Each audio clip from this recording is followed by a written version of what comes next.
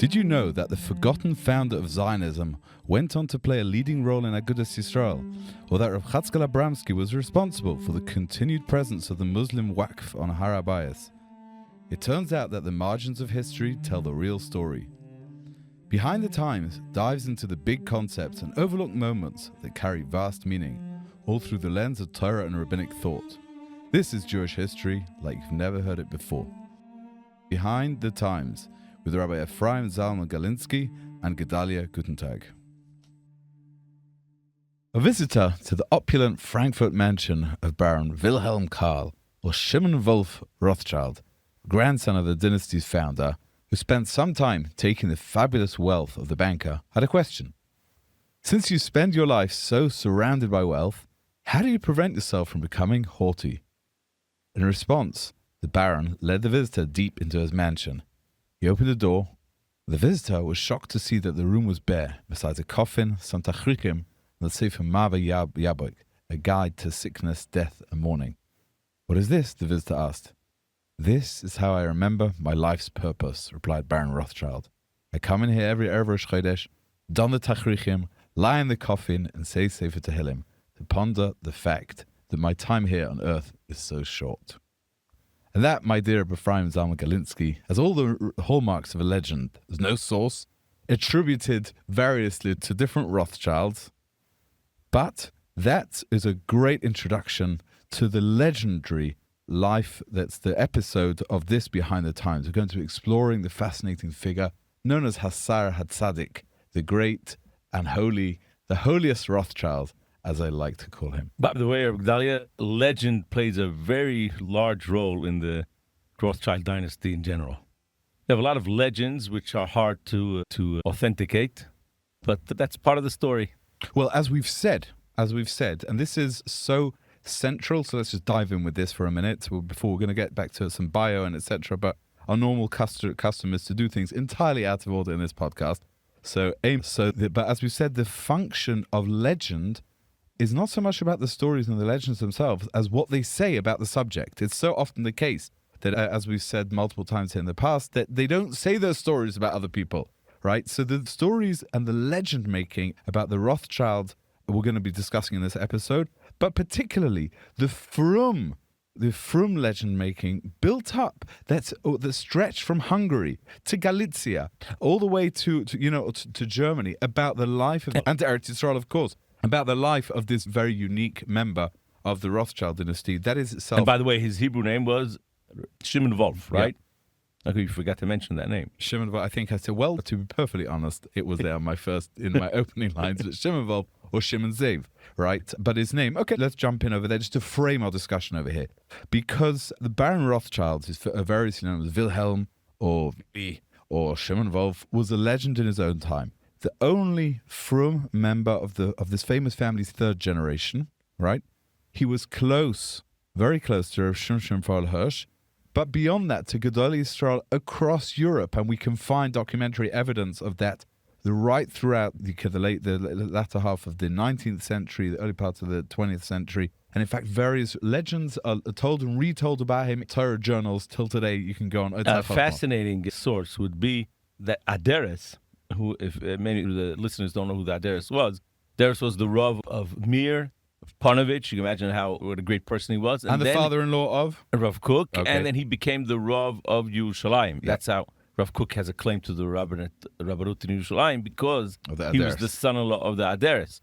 So the Aderes is one of the big dolim of his generation, and he's medayek, something that has to do with mitzvah shiluach hakein, and something that he saw by the Sarah Tzaddik.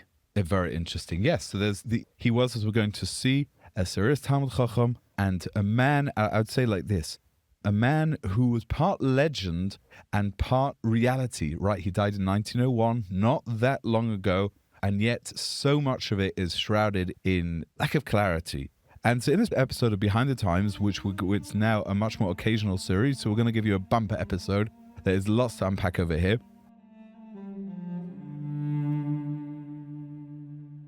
We're going to be trying to untangle some of the legends I mean, there's so many legends about even facts that we know. He was close to the Ksav Sofer, and yet there's radically different versions about how he met the Ksav Sofer, who came to who and what was said, and was it the Marienbad or in Frankfurt, or was the Pressburg version correct, or the Hassidic version correct? So it's all part of the legend.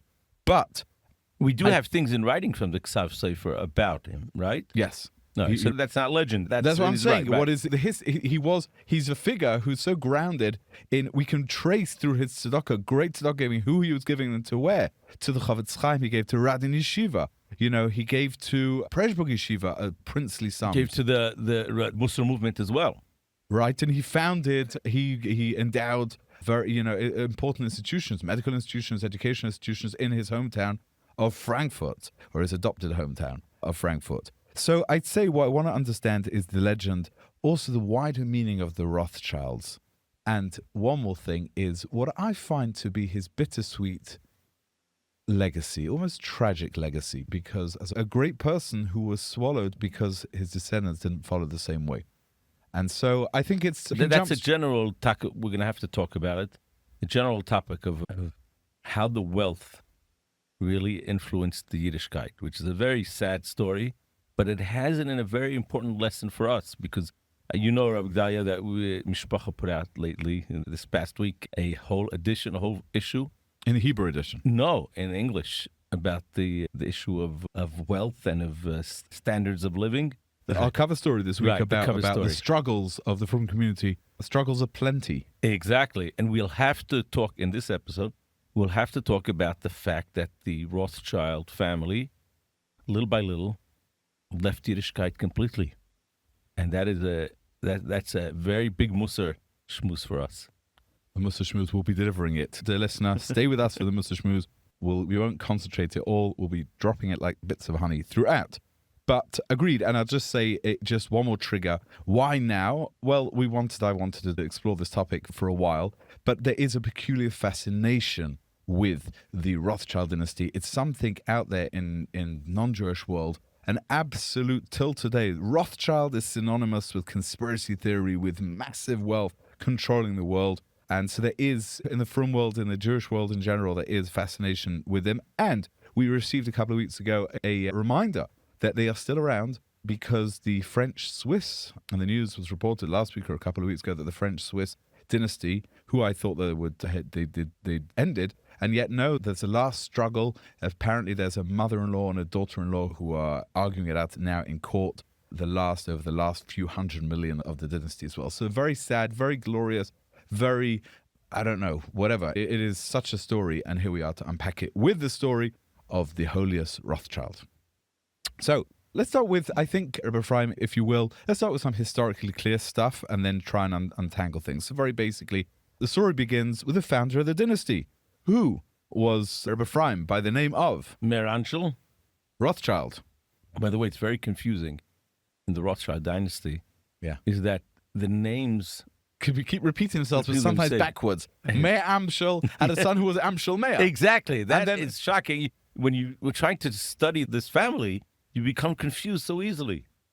Yes, and what's more confusing is that often they give the middle name identical to all the kids. So, for example, we're going to see, again, jumping the gun, a family, brothers were called Meir Karl, Adolf Karl, Wilhelm Karl, Anton Alexander Karl, right? I mean, how do you know? Imagine if they just called, the mother wanted to call Karl, and then they all run down the stairs together. So obviously, it was very confusing in the names, and this was unique family practice. We're going to see a lot of unique family practice here, including the fact that they kept the money inside the family. They married inside the family, and this was dynastic marriage, not between dynasties. That happened rarely. And this is literally very much part of the story, and I keep promising things. We're going to dive in over here. So Meir Amshel Rothschild, 1744, died in 1812. Fascinatingly enough, we're talking about the world's richest man now is Elon Musk, who's just basically on $750 billion, right? And no one has ever known figures like this, but it's actually, when Meir Amshel Rothschild died, his wealth is estimated to have been something like 400 billion pounds. So that's a lot of money. That is in today's money. Otherwise, he would have been worth trillions.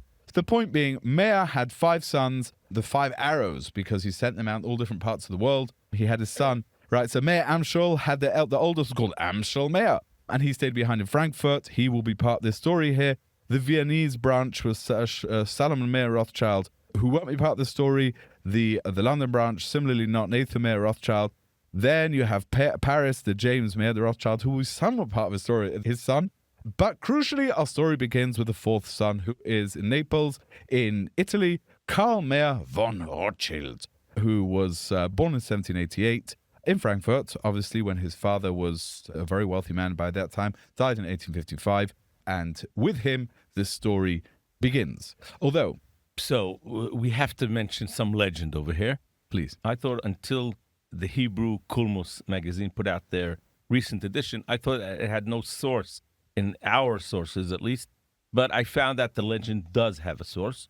And the story goes as follows, that Meir Anshel, the first wealthy Rothschild, by the way, one of the things that I found out was that he wasn't the first one in the family to deal with money. His father already was a money changer, as many European Jews at that time, because they didn't have what to make a parnasa from.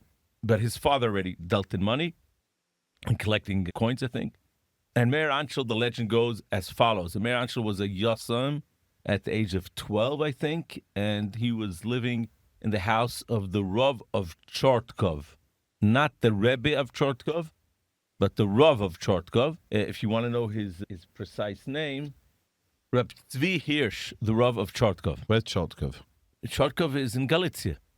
Okay, so it's not next to Frankfurt, but that's the story. Okay, I'm just telling you the story the way the legend has it, that he grew up or stayed or was a ben bayis at the Rav of Chortkov, and the Rav of Chortkov collected money for Yusaimian, for Almanis, and at that time, Meir Anshel got married and left the house, and right after he left the house, they discovered that there was like a massive theft in the house of this Rav of Chortkov. And so they naturally assumed. And they assumed that since he was a ben bayis, he knew of the fact that the Rav was collecting money for Yisrael Almanas. So they thought he'd take it? They thought that he took it. And the Rav comforted him, and Meir Anshel said that he'll pay back the money.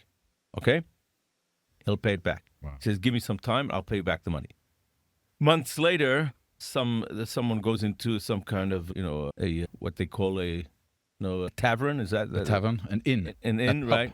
Right, and someone became shikar over there, and someone, he released information that who the real ganaf was, and they find out who the real thief was, and they got the money back. Well, why did Meir Anshel cover up for him? Very good, that is the question. So the Rav of Chortkov goes back to Meir Anshel, and he says, why did you confess that you were the thief when you were not? So he said, I saw the tsar on the face of the Rav, that it was so great that he won't have money to give the Yisrael Almanas. I decided I'll pay it back, and when they'll find the thief, then he'll get the money back. And so that's the story. The legend goes that the Rav of Chortkov blessed him and all his descendants with great wealth. And where's that story written?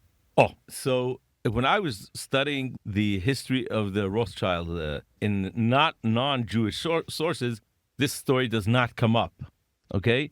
So I thought it was pure legend with no source at all. However, in the recent Hebrew Kulmos, they came up with a source from a sefer. The sefer is called Minchas Shabbos, and the author of the sefer is the son of this Rav of Chortkov, and he writes that I myself heard this story from Rabbi Yisrael Chortkov. Rabbi Yisrael Chortkov was the main Hassidic Rebbe in Europe before World War II. If you know the famous pictures of Rav Meir Shapira and the Chanukah Sabais of Chachmei Lublin, right? So you had the tall founding Rebbe, member of Agudas Yisrael. Right. Yeah, the tall Rebbe with the big spudik and the long white beard, laying the cornerstone and giving the main drasha. That's Rabbi Yisrael Chortkov. He was the most important Rebbe in Europe at that time, and he told over this story to the son of the Rav of Chortkov. Very interesting. So we have a source for it. Okay?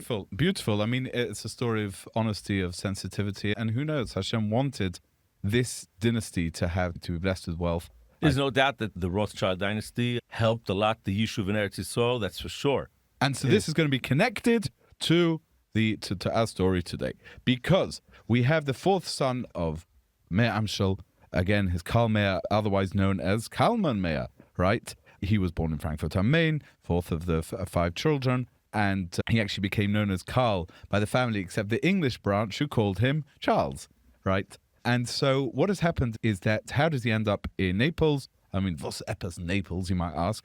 So he says that when the Austrians invaded Italy in 1821, so that was just opened up another opportunity for business, is what the Rothschilds said in that era. Let's set up another branch as well, and they set up a branch of the bank in that country. From what I understood is that the wealth was due to the fact that they had many branches. I mean, the ability to transfer money through branches was very crucial, especially when you're talking about wartime, right? And you have someone who wants to guard his money, okay? So you give the money to one branch who, through his connections to the other branch, will secure those funds elsewhere. That is very true. Plus, if I understand correctly, the fact that they were lending to all sides in the, basically, the revolutionary, basically this is the Revolutionary Wars and the Napoleonic Wars, which take decades afterwards as fighting. And they were able to, somewhere, some Rothschild was going to benefit from the war because they were playing all sides. And this was before the days of kind of insider trading, that it was illegal. They were the ultimate insider traders because famously they pioneered the use of lightning quick communications by carrier pigeons or whatever it was. Or they just had a quick tip-off from the Crown Prince that there's going to be this and this political movement. They're able to sell, to buy low, sell high, etc. That's where they made the money like this. So that is Kalman Mayer Rothschild there in Italy. Now, how that happens to be, he was not from. Second generation already, about half of them not from. There's only one, the oldest one, Amschel Mayer, who was the oldest son, stayed in Frankfurt, was the head of the dynasty, and they called him Rabbi Amschel, right? Because he was from, but he didn't have kids. He was childless, and this is what's going to happen over here because his nephew, and we're going to talk about his nephew here, but basically we're talking about Amschel Mayer, oldest son, living not from. He has the fourth, his younger brother, is living in massive wealth inside Italy, where he brings up his family. Kalman or Karl Mayer is bringing up his family there, and they are. Now, there's an important source, and I want to introduce everyone to this. One of the important sources who helps us kind of distinguish between legend and fact, at least as in some way, is the great Aguda leader, Moreno of Yaakov Rosenheim, who wrote a Zechronos, his very interesting and important recollections, memoirs about all different great people he met. And he knows Baron Rothschild, who's the subject of our podcast today. He knows him because his own father, Elio, and his mother, whose name I forget, were basically acted as the Gaboim of Baron Rothschild for many years, Tzedok Gaboim. So he knows. Now, he says like this: I consider it my duty to devote a few lines within the framework of these memoirs to the uniquely remarkable personality of Baron Wilhelm Karl von Rothschild, who passed away in the year 1901, whose life to this very day deserves far greater historical appreciation he has received. He says he's such a central character, and he's forgotten. He was just forgotten because he only had daughters, they didn't inherit the money, and there was no more giving, and basically he died, and that was it. It was finished. He says like this: the years of Wilhelm von Rothschild's childhood and youth in Naples are shrouded in obscurity. It's known only that his father, Karl von Rothschild, had already begun a return to religious observance. Now, that's very interesting because generally the story is told that he didn't keep anything, and he basically, as his son became frum, he basically said, "Oh, get out my hair." That's generally the impression you get. But no, Yaakov Rosenheim understands, no, he's become, stronger in some way. And I think the family took a journey into a bit more orthodoxy. Yet apparently, he said, and this is in line with the way we generally tell it, gave no serious thought to educating his 3 sons, Meir, Wilhelm, and Adolf, in a Jewish religious spirit. Right? And that is a fact. One of the facts is, it's a fact that his son became... I don't know how much Yiddishkeit you had in Italy in that Kufa. I mean, not the way we know it today, okay? I mean, I don't know how many big frum communities we had in Italy at that Kufa. Right. I know that inside this Baron Karl's house in Italy, they had a shul. But that was, they had everything. I'm sure they had stables. It wasn't a hard thing for them to dedicate a shul inside the house, but they had one. But, and this seems to be the crucial fact, it was towards his bar mitzvah that he starts to become, that his son, who's born, I think, in 1828, Wilhelm, known as Willy von Rothschild, or Shimon Wolf, starts to become interested in Yiddishkeit. And the reason is because he said he's got to study for his bar mitzvah, as someone said. And then the father said, well, and this is, again, it wasn't clear to Rabbi Yaakov Rosenheim, But the legend goes that the person who taught, he said, okay, who knows the Bible? Well, we've got to get the best, only like in true Yeshivish style, right? Only the best will do. Who's the best scholar of Bible in the whole province? A Christian. A Christian, the bishop. So the bishop recommends someone, and the bishop recommends a young priest, very bright and learned young priest. And the legend goes that this young priest, is in fact Jewish. And this is where things get sticky, because there's actually a work out there called... He was Jewish who was forced, I think, into Christianity as a child. So this is where there's a book out there, recently, a few years ago, published by Feldheim, in which it says it's history, but it's actually, there's no sources. You can't really follow anything. So it chapter after chapter, fascinating of this, apparently about this legend. Apparently, and so the story goes, according to this, that he seems to have come, if I'm not mistaken, he was one of these classic cases of, impoverished child of an almana living in Yerushalayim, didn't have enough food, and basically went over to the Christians to get to make a life for himself. But bitterly regretted it ever since, was sent to, I don't remember, for Edinburgh, Naples, actually. And when he saw this trusting and eager and very clever and very serious child, he basically plotted, he said, this is my ticket back to Yiddishkeit. I'm going to help him escape from, and I'll escape as well. Anyway, long story, because it has shades of Efraim. This story has shades of Count Potocki and the Ger Avram ben Avram, the power of the church and needing to run away. And yet none of this is something we don't know. I mean, as this Jakob Rosenheim says, that legend, I do not know whether it's fact or legend, that during Wilhelm's rebellious youth in his parents' home, a Jewish convert served as a tutor. That's all he says about it. And yet it manages to fill chapters and there's other things. So who knows? Anyway, the point is, again, part of this incredible legend building around this figure, Willy von Rothschild, we do know that he took his Tanakh studies, which is very seriously, and he wanted to keep everything. He was reading his Christian translation. He wanted to resolve to fulfill everything written in there. And then Jakob Rosenheim writes a fascinating story over them. In any case, he says, it's told that while still in his adolescence, Wilhelm von Rothschild revealed his inclinations under the influence of his Bible studies by parading through the streets of Naples, with his tzitzis trailing behind him, determined to fulfill the commandments of that you may see them. Right? Or Isa say. In that incident, the truth finally came out. In other words, his father said, enough with this chumras over prancing around, embarrassing the whole Rothschild dynasty with these waving strings. Back he goes. He better give him something, get someone to whip him into shape. He sends him to Uncle Anshel Meir von Rothschild, who's a baron, and, with all the titles, but he's the frum one, childless frum one, older brother, living back home near the ghetto. He becomes his main mentor, even in tradition. Correct. Well, he becomes that mentor, but he's obviously, and we're told by Jakob Rosenheim, he was given clear instructions, obviously. Keep him middle of the road. Don't let him go to the extremes. And one of these instructions was, apparently, don't let him learn Gemara.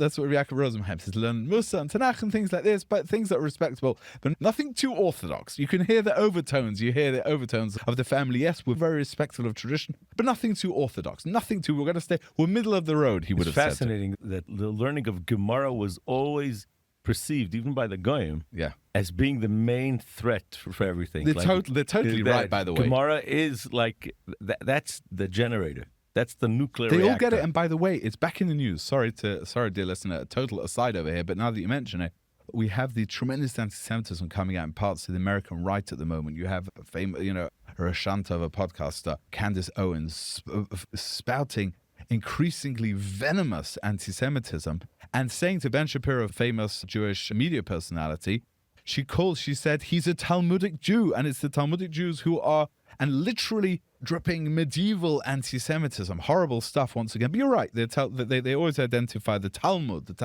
and that's why, by the way, have you noticed from people that we don't call it, we're studying Talmud. They're correct. That's the correct thing. We talk about Gemara, right? Because we want nothing to do with being called Talmud because it's got such horrific overtones, although it's the correct term. But anyway, back to his. So young Willy von Rothschild is sent to Frankfurt. Rabbi Jakob Rosenheim describes this young Italian baron, distinguished by his tall hat. I don't know what tall hat he would have worn, but whatever. That's obviously, back in the day, they would have worn something different, the Italians and the Germans. Stopped in nearby Mainz, right, on his way to Frankfurt. Without revealing his identity to anyone, he appeared early in the morning at the synagogue for Shacharis. The young man made a striking impression, both by his dignified appearance and by the intense concentration of his prayer, and the shul attendant the gabbai invited him to breakfast. Only afterwards, he revealed his true identity. He was then escorted with great honor all the way to Frankfurt. So this is how he's going to be treated throughout his life, as this kind of curio, a person who never loses. He never becomes this kind of Baal Tshuva, like a Haimisher Baal Tshuva sits in the back of shul. No, he remains a baron. He's so incredibly wealthy, so incredibly aristocratic. We're going to see his connections to royalty at the very highest levels of the German Empire, Germany then, the Austro-Hungarian Empire. He never loses that. He's always a step above, but he becomes by the way, I saw at the beginning, I saw pictures only from the literature of the Sarah Tzaddik. Yeah. Right, but if you look deeper down, I mean, he looks like a baron in the pictures that are out there in the world. Bareheaded. Right, yeah. And he looks like a Baron Rothschild. Yeah, right. Yeah. Those pictures were censored out when. But I think that's so important, Rabbi Galinsky, what you're saying here, because I think it's important to remember, and this is why I think, jumping the gun, but we're going to see this thread. Even this great saintly figure, he could not tear himself away from the family's structure, the idea that Rothschilds must marry Rothschilds. We are aristocrats, and the money and the marriage and the dynasty must go on. And that's part of the tragedy, right? Imagine if he just said, okay, I may be worth $2 billion, but whatever it is, but I can just go into the ghetto or just live like the Heimische Jews. I think things could have turned out very differently. Does it sound like a criticism? I'm not who we to criticize. It's not a criticism. It's just, I think, a cause and effect over here. But let's just go back to the story over here. Essentially, they sent him. It was his son-in-law, the Würzburger Rav, was his chavrusa for many years. And just a word, tell the listeners who the Würzburger Rav was. We're talking about Rav Binyamin Zev Bamberger. Correct. Who is known as the Bar Plukta of Rav Hirsch, regarding the Frankfurt controversy, to split off from the general secular community. But he was one of the big dolim of German Jewry. Yes, the Würzburger Rav. And so his son-in-law was a Rav called Rav Seligman Frum, and he was the Rav of Hamburg.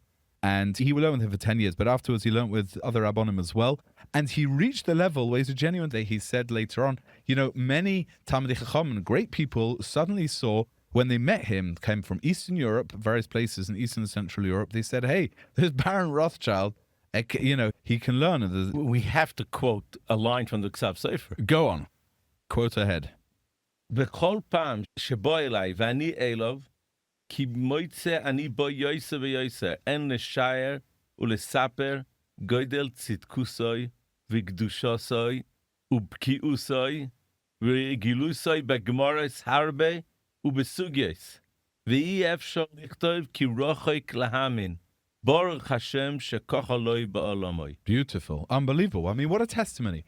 What a testament that he was saying his great Bekias, his great Tzidkus, his saintliness, his holiness, the great, erudition across vast areas of Shas. He said, it's impossible to believe. I mean, that is an incredible thing. Imagine how many times that is, you understand his stature over the Ksav Sofer. Ksav Sofer didn't have to write this. He was writing someone else. He was very genuine, that this was a person who from nothing had attained great stature. Just to mention, if you remember, one of the words that he said about him was is goydel tzitkusoi v'gdushosoi, right?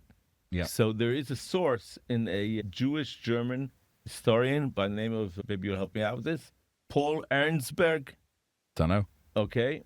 He called him a mystic, or someone who was like a Nazir. How would you say a Nazir?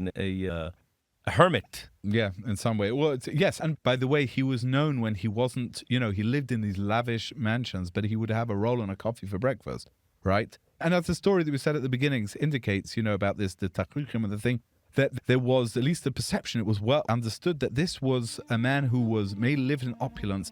That was just part of his status. It was far from reflecting his essence. He became a Talmud Chacham. He became, from the kid who was brought up just not knowing anything, that's where he got to. And as he settles down in Rav Yaakov Rosenheim, again going back to his as a principal source, he talks about him, he calls it the Torah Gedalia b'makom echad. He talks about it as the existence of Torah and worldly material greatness in one place. He said that he served Baron Willi von Rothschild, served as the Austro-Hungarian consul, which is an important position because remember that this is the Germany, the mid-19th century. It is still, I think, still the junior power next to the Austro-Hungarian Empire. And so representative of one of Europe's great empires, diplomatic representative, it meant that what he had to receive when Emperor Franz Josef, who was famously a very beneficent leader to the Jewish people in the Austro-Hungarian Empire, when he came to visit the palace, when he came to visit his consul, who was this Frum Baron, he didn't, what would normally you do, you take off your hat in respect. Okay, but it says that he didn't, which is a bit strange, by the way. Hold on. And now that I'm thinking about that, because we know in pictures he did. So I'm not quite, but again, here it is. Genuine, putting everything on the table, a genuine struggle to distinguish between legend and reality over here. But again, this is Yaakov Rosenheim writing. He says, I recall the Austrian Empire once arrived in Frankfurt for a visit on Motzei Shabbos, shortly after, the Tzeitzes Shabbos, in order that the Baron could carry out his official duties after Shabbos calmly without haste.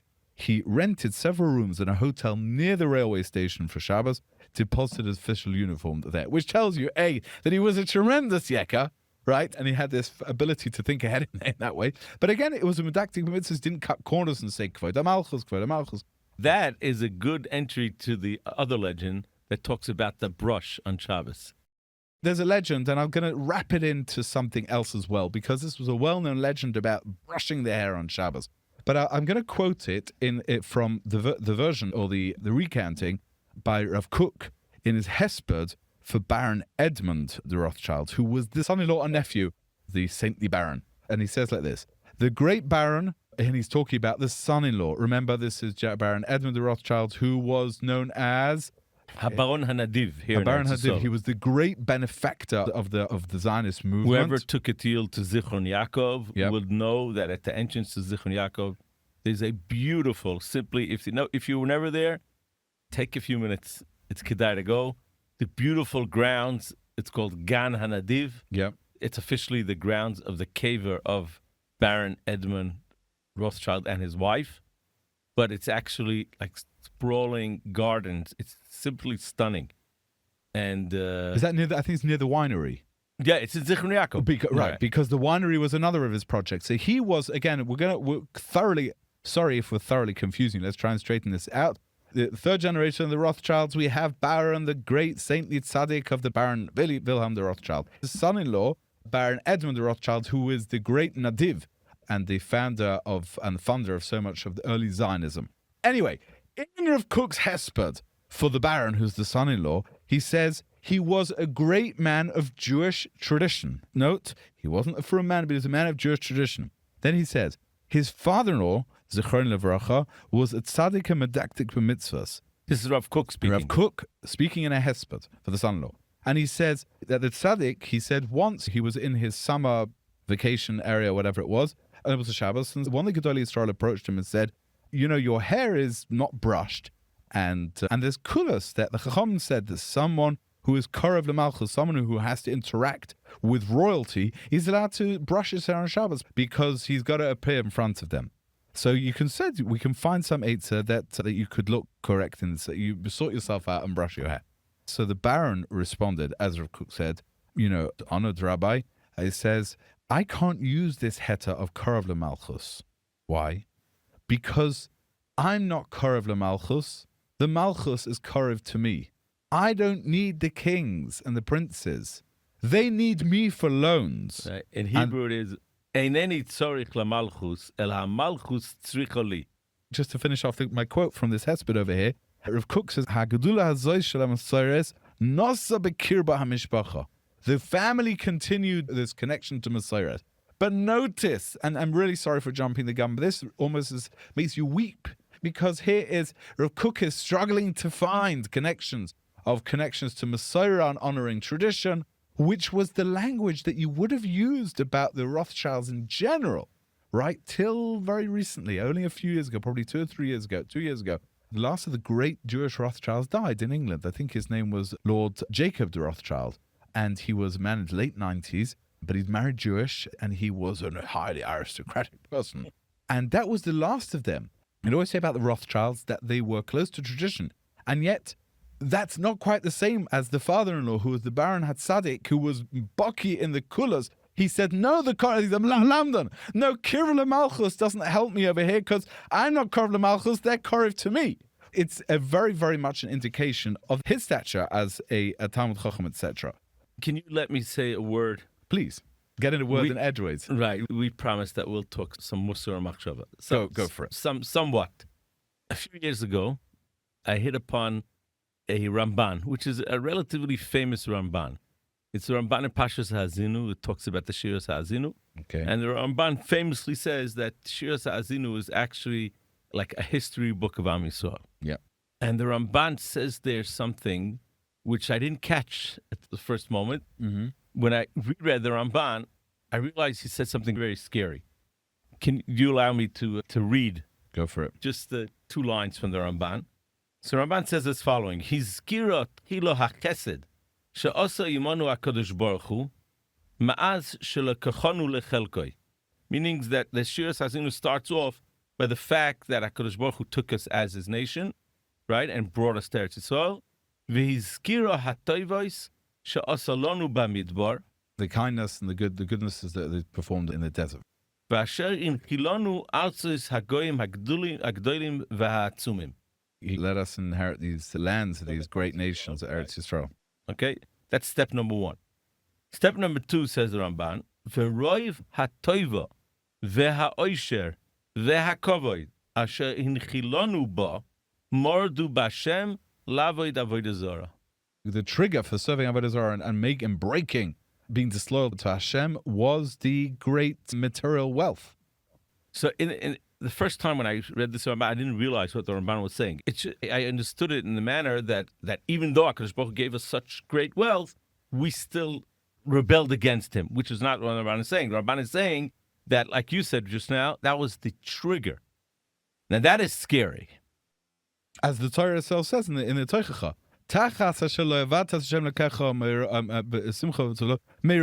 Exactly. Why did you depart? Right? So that is the question. The question is, I can understand that a person, because of the wealth, like he indulges in Olam Hazeh. I can understand that, right? But why is that a trigger for Avodah Zarah? For Merida B'Hashem. Ramban stresses the Merida B'Hashem. The rebellion against Hashem. Why is that? What's the shaykhs over here? Okay, so I was at a simcha after I saw this Ramban. I was very troubled by this Ramban.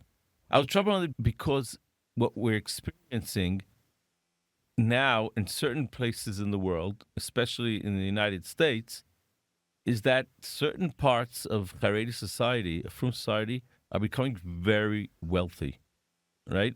And we see how simchas are done today in certain places, and it's scary. It's scary. We never had this before as a tzibur, never had. And my feeling is that we have a masoros of how to deal with nisayon ha'oini. How to do with the test of poverty. Right, you have many we know how to deal with Sfarim. Yeah, we have Sfarim that talk about how to be, mistapek b'mu'et and to be happy with what you have. And we have masoros on that, but we don't have a masoros on how to deal with the nisayon ha'oisher. And that's scary because, as the Ramban is saying, the nisayon ha'oisher carries within it a very dangerous outcome, which is Merida B'Hashem. So, but aside from the practical thing, I just wanted to know, what is the shaykhs? Yeah. Why should that bring it? So I was at a simcha, and I met one of the big Balei Musa today, who is Rabbi Reuven Leuchter. Yeah. Right? My nephew happens to be his son-in-law. So I was at a simcha with him, and I brought this Ramban over, and I showed it to him. And I asked him the question, like, what is the shaykhs? Now, I'm going to quote what I think he said, but I'm not saying that he takes achrayas for what I'm saying, okay? But this is the way I understood what he told me. But it's a good chap in any case, okay? And he says, try to imagine a situation where any need that pops into your mind is easily accessible within seconds. No matter what you want, like the most fanciest car, the best food, whatever you want. I think the example that he gave us then was that today you can order an AK machine gun rifle and it will arrive at your doorstep in 5 minutes, something like that. Yeah, like, well, if you get it from Walmart, if you live in America, it's like 20 minutes, you get what you something like that. I think that was the example that he gave me in when I was talking to him. And so he told me what happens through time is that you lose your ability to say no. And that's shocking. That is Merid of Hashem. And that leads to Avodah Zarah. Why? Because has it lead to Avodah Zarah? I don't exactly know, but it leads to Merid Hashem, meaning you don't have the ability anymore to say no. And to say no means to observe Hashem's laws. Okay? So when we're talking about wealth, and when we're talking about the great tragedy of the outcome of the Rothschild family, we have to keep it in mind there's a new Nisayan. It's called Nisayan Oisher. Not everyone has it, but those who have it... I don't have that so much, by the way. Right? Strangely enough. But there are people who have it in our generation. You cannot deny this, Gedalia, and it's something they have to put their mind to. I'm not going to tell them what the Eitzah is. They're going to have to look into it themselves. All of you tycoons now listening to the podcast, yes, there's definitely food for thought. I think, in this case of Efraim, the incredible thing about the Baron, the Holy Baron, was that he withstood that. What he didn't withstand was the test of family tradition. The family tradition. The structure, the family structure. Correct. And will help us to understand this, we have to understand we've not covered one very important thing if we mention of Shimshon Wolf, but he's very much part of the story of the family because he comes and just, this Baron is already famous for donating, famous. He's such a supporter of Torah, etc. We've mentioned the Ksaf Sofer, we've mentioned his own learning, we've mentioned, I think, the fact that he traveled with a cow. When he went with a cow, part of his entourage was that he should be able to drink Chalav Yisrael. He avoided walking between men and women in a public street. And he had a Sofrim all over Eastern Europe, constantly writing for him new Sefer Torah, he had Chumras. He had Chumras, right? He had Chumras, but he was a way to give Paranasa as well. He said he was even sent, this is a remarkable little thing that was by our colleague, Rabbi Eliyahu Gut, who wrote about him about 10 years ago in the pages of Mishpacha, had some interesting things. He even anonymously sent Pesach matzahs to British Prime Minister who's the Meshumad, Benjamin Disraeli, right. And he sent them from each year from a different European city to avoid recognition. I mean, this is really quite a Rothschildian thing to do with, endless money to do endless interesting One of the things. legends about this tzaddik of a baron was that he found out that one of his Seifrim requested to write down the date on the check or something like that, and using the Goyish date. Oh, and he sacked him. And he's right. And he stopped using his. Stopped using him. Why? Because he said he's thinking of it in a Goyish way. I mean, again, legends are true. This is just fascinating about the stories that tell about you. The connection between Rav Hirsch and the Rothschild. So Rav Yaakov Rosenheim writes something phenomenal about it. He calls it a nes golui, an open miracle, the fact that Rav Hirsch and the Baron arrived in Frankfurt at the same time, because he says basically Rav Hirsch was the Yisachar was supported in a spiritual sense and developed and sustained the entire Western European Jewry. But his revolution was only possible because the funding they received. But who arrived at the same time in Frankfurt as him? It was Baron Rothschild, the tzaddik, who funded his school that opened in 1852. And then he went on to fund the later school building by Dr. Mendel Hirsch, who was Hirsch's son. And he was, now, very interesting thing is that he, as you were mentioning before, there was a great split that was between the Würzburger Rav and the Shimshon Wolf, whether they indeed over Auschwitz, whether you should break away, whether the Chiyuv and Halacha to break away from the secular general community once it had been taken over by and become secular in that way and reform. Rav Hirsch held that he struggled mightily that all the members of his shul should, but some stayed in both. And one of them was Baron Rothschild, who stayed in both. So you see, it's important to remember that the idea that he was sitting there with a bowed head in front of every Gadol B'Yisrael saying, tell me exactly where I should spend my money and I will. That wasn't the case. He was the Baron Rothschild. He still made his own decisions. But the relationship was very good between them until the break. There was estrangement between them and this is tragic. His first daughter, Baron Rothschild's first daughter, married this, a traditional cousin who went on to become Hanadev Hayador Edmund from Paris. His second, who was called Minna or Minka, she met a young banker from Frankfurt who was totally irreligious. I think is Goldschmidt, if I'm not mistaken. And she wanted to marry him. And she went to her father, and her father said, he didn't know what to do because he was a frum man. Imagine such a frum man having such a son-in-law. And he went to Rav Hirsch. Rav Hirsch said, you have to stand up to it. So the Baron said, but she threatens to commit suicide. Wow. And Rav Hirsch said, even so. Rav Hirsch stuck to his guns. he refused to be Masadi Kedushin for them.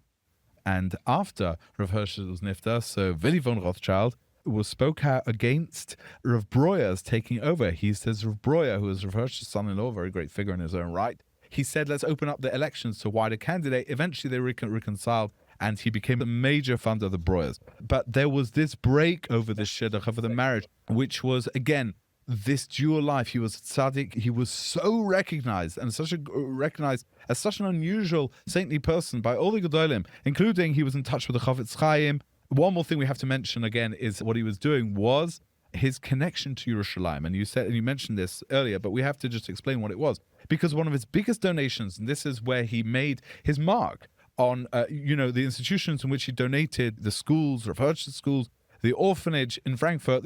This has no continuation anymore. But his philanthropy extended to Eretz Yisrael, where he paid for the initial building of Batei Machzeh, right? Batei Machzeh. And there the figure comes in that I've recently written about, Baruch Mandelbaum of Turov, the Turov Rav, who was a great Karliner Chassid.